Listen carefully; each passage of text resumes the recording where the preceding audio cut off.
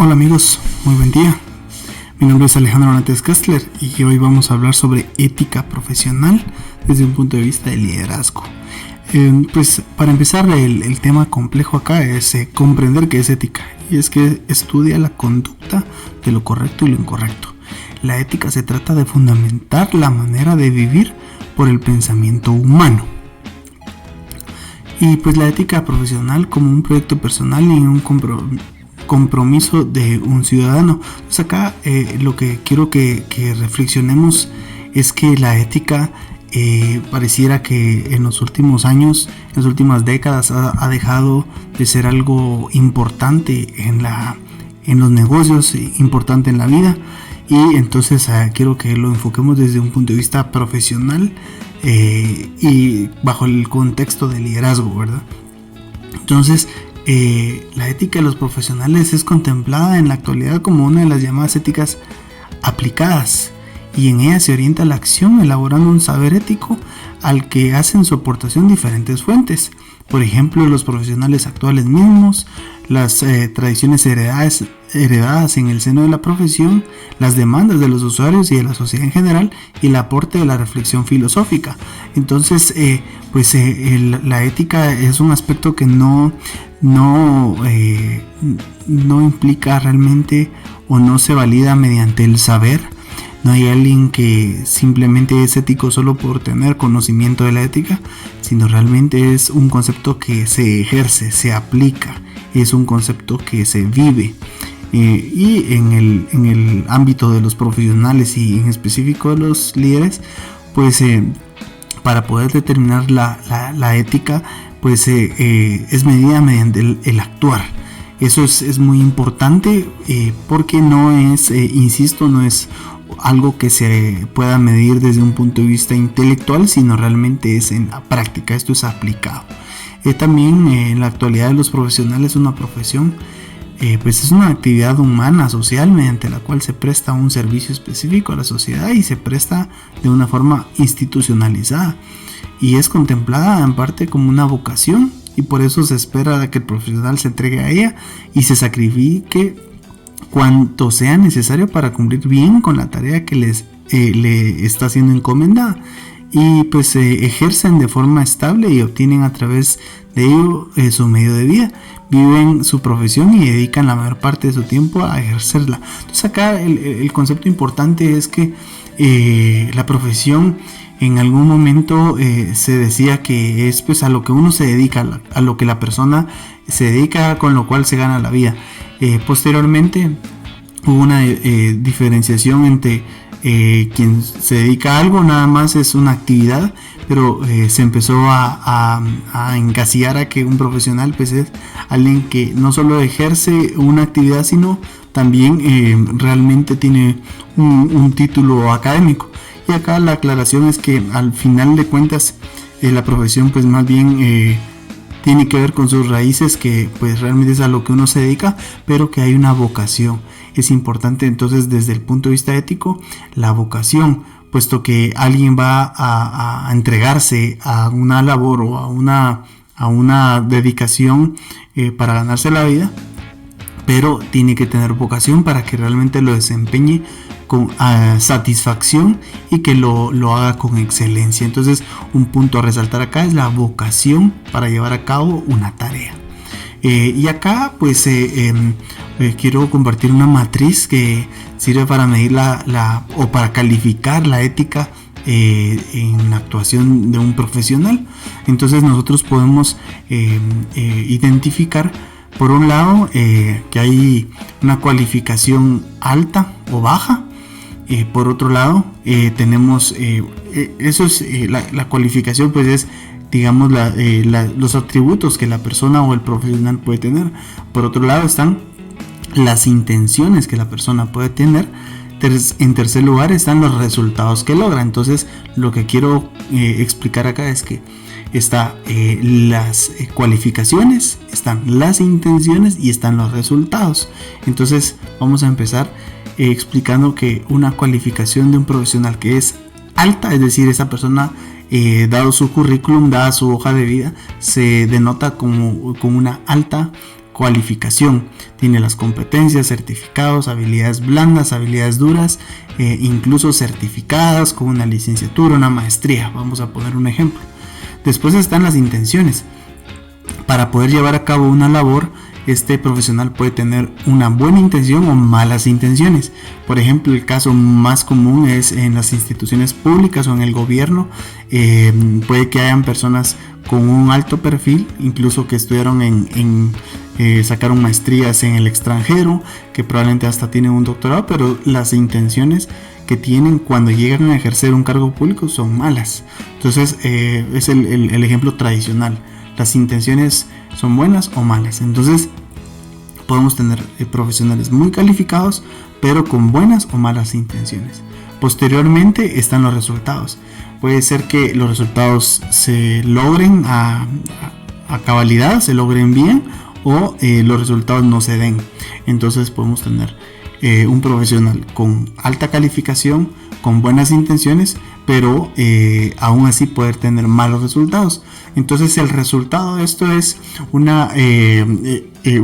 resultado de calificación ética desafortunado, es decir, tenía las condiciones en cuanto a habilidades y capacidades o competencias, tenía buenas intenciones, pero lamentablemente los resultados no fueron buenos.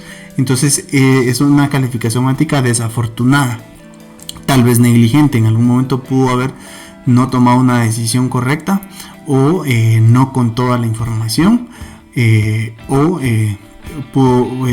pudo ser que también el equipo de trabajo no le ayudó a alcanzar ese resultado.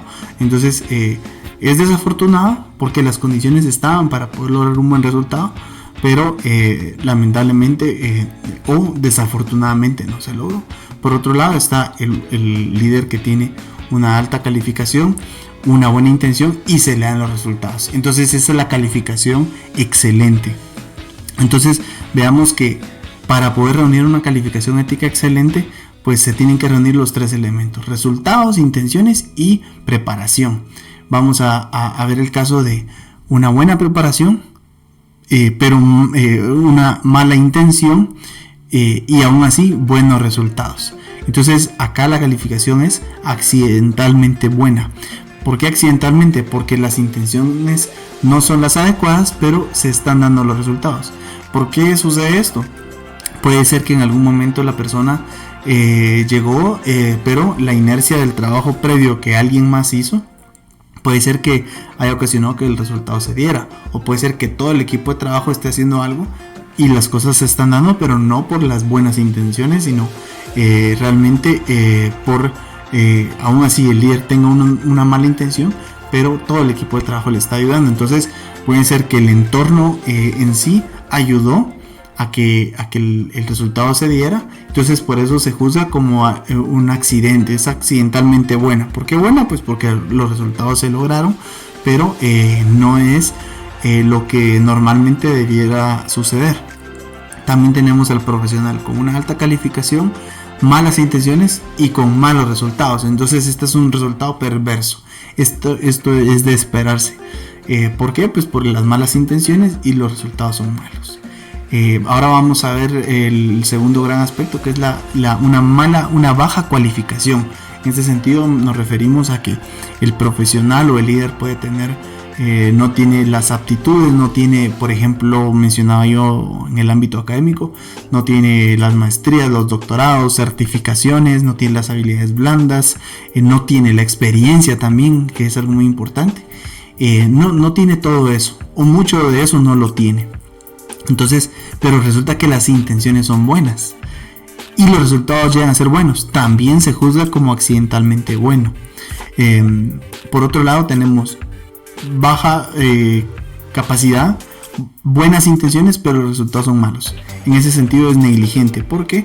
Porque nada más probablemente se colocó a alguien en el cargo solo por sus buenas intenciones, pero ya vemos que para poder lograr excelentes resultados se requiere de alta preparación y de buenas intenciones. Entonces en este caso solo las intenciones no logran hacer que sea una calificación excelente. Y después está el profesional con una cualificación baja, con sus intenciones malas, pero aún así dan buenos resultados. De igual manera sigue siendo accidentalmente buena la calificación. Insisto, ¿por qué accidentalmente buena? Porque el profesional no tiene las calificaciones, sus intenciones son buenas.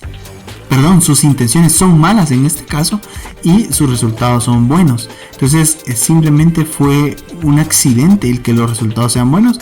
Y vuelvo a la explicación previa en donde simplemente los resultados se le están dando, pero puede ser por producto del entorno, puede ser por producto de situaciones que ni siquiera están bajo el alcance de la industria o del país.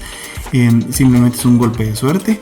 Pero ante tener a personal con bajas calificaciones o con baja preparación y con malas intenciones, pues es un accidente que hayan resultados buenos. Entonces no nos dejemos engañar cuando solamente veamos buenos resultados. Hay un trasfondo ahí. Y por último, el otro elemento de calificación perversa es baja preparación, malas intenciones y malos resultados. Es perverso. Entonces ya vemos en esta matriz que podemos juzgar que los dos elementos donde tiene una calificación perversa es que los resultados son malos y las intenciones son malas, no importando la preparación. Entonces en la ética, si ustedes reflexionan esta matriz, podemos determinar que para que los resultados sean excelentes, pues tiene que haber una alta preparación, una alta calificación, ¿verdad? Intenciones buenas y eso ser acompañado de resultados. Es una mezcla de tres elementos que parecen muy fáciles, pero son altamente complejos de alcanzar, pero solo así se va a poder tener una calificación ética excelente. Entonces en esta reflexión lo importante es que cuando hablamos de ética también nos estamos refiriendo a que como líderes nos preparemos. Esto es parte de la ética, es parte de la responsabilidad que tenemos para ejercer una labor y para esa vocación, ese llamado al que estamos con la responsabilidad de atender. Entonces, por favor, importante, para llegar a la excelencia hay que tener buenas intenciones, muy importante, hay que tener una preparación e ir acompañado de los resultados. Solo lograr los resultados puede, ya decía yo, tener solamente ser producto de un accidente y no realmente sostenible. Entonces en algunos años atrás se ha hecho mucho énfasis en los resultados, que uno trabaja por resultados, pero hay que hacer la diferencia acá. Se trabaja por resultados, pero nada más eso es la parte final, la fase final. Hay una parte acá importante, las intenciones y la preparación. Esto es lo que normalmente no se ve, bajo la analogía de la punta del iceberg, es lo que no se ve, es lo que cuesta, es lo que hay que trabajar. Y por otro lado, vemos la importancia, digamos, cuando calificamos de perverso, estamos viendo que también las intenciones son determinantes. Una mala intención, indistintamente de la preparación que tengamos, una mala intención y malos resultados lo podemos juzgar como algo perverso. Entonces acá lo importante es reflexionar y comprender el papel que tenemos como líderes, de tener una alta preparación, buenas intenciones y en consecuencia eventualmente vamos a lograr grandes resultados. Y pues la ética para empresarios, desde el marco de la ética, la actividad propia del hombre o de la mujer emprende un proyecto. Esto acá el punto relevante es que pues la ética en algunos países como en Latinoamérica se ha ido perdiendo. No tenemos, por ejemplo, como personas individuales, no nos establecemos proyectos, no nos establecemos una nueva visión para lograr cambios. Y acá la ética para empresarios nos invita a que tomemos un proyecto y lo llevemos a cabo. Y esto podría parecer simplemente hablar de negocios, pero también tiene que ver con la ética. Porque hay algunos aspectos que quiero mencionarte acá que normalmente no se mencionan en la ética, pero como lo es la toma de decisiones, la justicia, la valentía y afrontar retos y desafíos. Entonces, por ejemplo, quiero mencionar la toma de decisiones. Un líder que es ético es también aquel líder que toma la decisión evaluando pros y contras. parecería que la toma de decisiones es un tema muy de la gerencia nada más y no necesariamente de la ética, pero sí es importante que las decisiones siempre conlleven una evaluación de pros y contras de lo que se está decidiendo, y es por ello que en el ámbito de los proyectos y el ámbito empresarial la ética debe de ir amarrada con la toma de decisiones. Por ejemplo, la justicia, cuando hablamos de justicia vinculada a la ética, por ejemplo, soy justo como líder, estoy siendo justo con las personas que me rodean, con mi equipo de trabajo, estoy siendo justo con los otros equipos, con los otros líderes. Soy valiente, por ejemplo, tengo una gran visión, tengo una decisión importante que tomar, pero no la tomo y la evito o la afronto con valentía. Entonces la valentía es parte de la ética, es parte del llamado que estamos teniendo y debemos de afrontarlo y no escapar, no tener, digamos, lo contrario que yo diría, la cobardía. Y pues por último, el otro aspecto es el afrontar retos y desafíos. El afrontar los retos, como digo, amarrado con la valentía, pues implica que si tenemos una gran visión, entonces que tener, por cierto, una visión amplia es parte de la ética, porque eso es lo que nos invita a nosotros a alcanzar nuevos retos y a afrontarlos con valentía. Entonces, aunque estos elementos parecen simplemente inspiracionales en algún momento, en realidad tienen un efecto directo en la ética aplicada a los líderes y a los profesionales. Para ir terminando con esta presentación, pues quiero hacer énfasis en, por ejemplo, según un estudio de Harvard, pues Harvard hizo una investigación para determinar cómo las empresas aplican su código de ética y qué elementos son los que frecuentemente utilizan las empresas en su código de ética. Entonces, por ejemplo, en esta tabla podemos observar que en un código de ética común en las grandes empresas, y ojo, en las grandes empresas, probablemente no una empresa mediana o pequeña promedio en Guatemala, pero en las grandes empresas un código de ética contiene conflictos de interés, lo referente a políticas de regalos, políticas de comerciantes internos, actividades políticas, políticas de antimonopolio, políticas de acoso, políticas de acceso a consultas e investigaciones, políticas de propiedad intelectual, políticas de represalias, de anticorrupción, de interacción con el gobierno, discriminación, diversidad e inclusión, por mencionar los más frecuentemente utilizados. Pero por ejemplo en Guatemala yo pensaría que un tema de discriminación podría ser un tema que debiera estar dentro de los primeros puestos en un código de ética, o por ejemplo el tema de corrupción debiera estar claramente definido en un código de ética en una empresa guatemalteca, entendiendo que en Guatemala es uno de los países con, según indicadores globales, dentro de los países digamos con alta corrupción. Entonces como que son temas que en nuestro contexto afectan más y debieran de reflejarse en un código de ética. ¿Para qué sirve un código de ética? Pues sirve para guiar y orientar el comportamiento de las personas. Como ya decía al inicio, la ética no solamente es algo que se conoce y se sabe, sino es algo que se aplica. Entonces rige el comportamiento de la gente, el actuar. Entonces para ello sirve un código de ética, para orientar a las personas, en este caso a los empleados, a los colaboradores o colegas, para que ellos puedan dirigir sus actos. ¿Y cómo poder controlar o auditar esto? Pues una referencia es que por ejemplo según algunas investigaciones de igual fuente de Harvard, por ejemplo el acoso es un rubro que en 42% de los casos, digamos, de incumplimiento del código de ética, pues el 42% de los casos se ha reportado con incumplimiento a esta política. O por ejemplo discriminación, trato preferencial, violación del Código de Seguridad y Salud, bueno, entre los que podemos ver en esta tabla. Lo importante es que lo que yo quiero explicar acá es que para poder controlar si nuestro código de ética está siendo efectivo, pues lo primero que podemos hacer es ir y observar qué incumplimientos se están teniendo, por ejemplo reportes que recursos humanos tenga, causas de los despidos, por ejemplo, que recursos humanos identifica. Si fuéramos una empresa con sistemas más completos en cuanto a control de la ética, poder determinar quejas que los mismos empleados reportan, quejas que los clientes o proveedores reportan.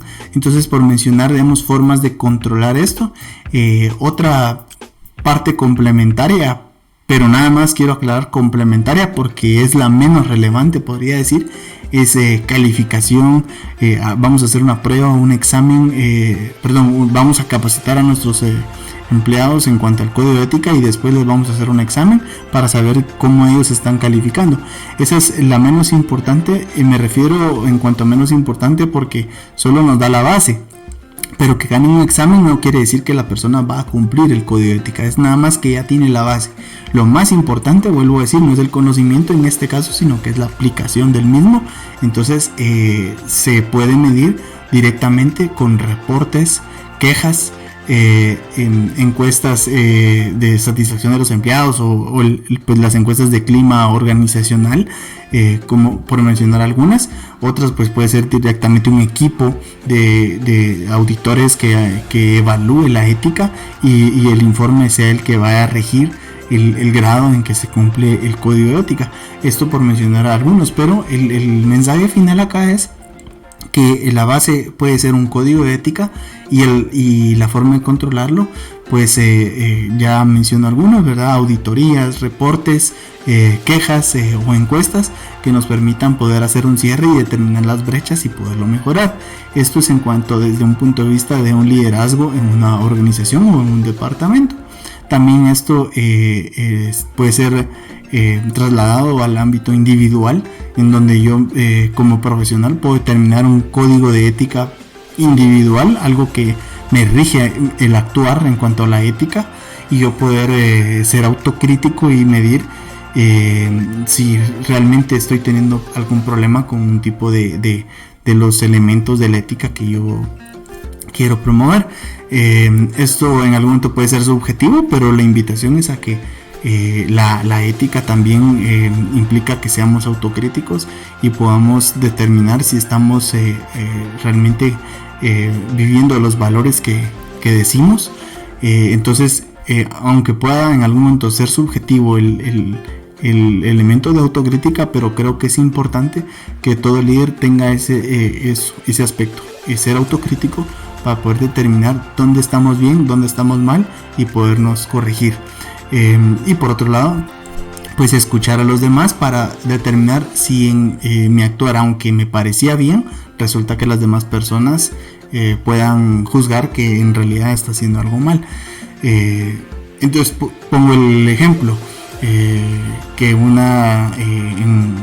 alguna empresa venga una trabajadora y se queje de que el jefe o el gerente está siendo abusivo o incluso está cometiendo acoso sexual hacia la trabajadora, y cuando ella lo reporta, puede ser que el jefe, el líder o el gerente diga, pero si yo nada más la saludaba y la abrazaba, pero no pensé que eso la incomodara, o no pensé que eso era un acoso, o yo siempre pasaba a buscarla a su casa, pero no pensé que fuera un acoso.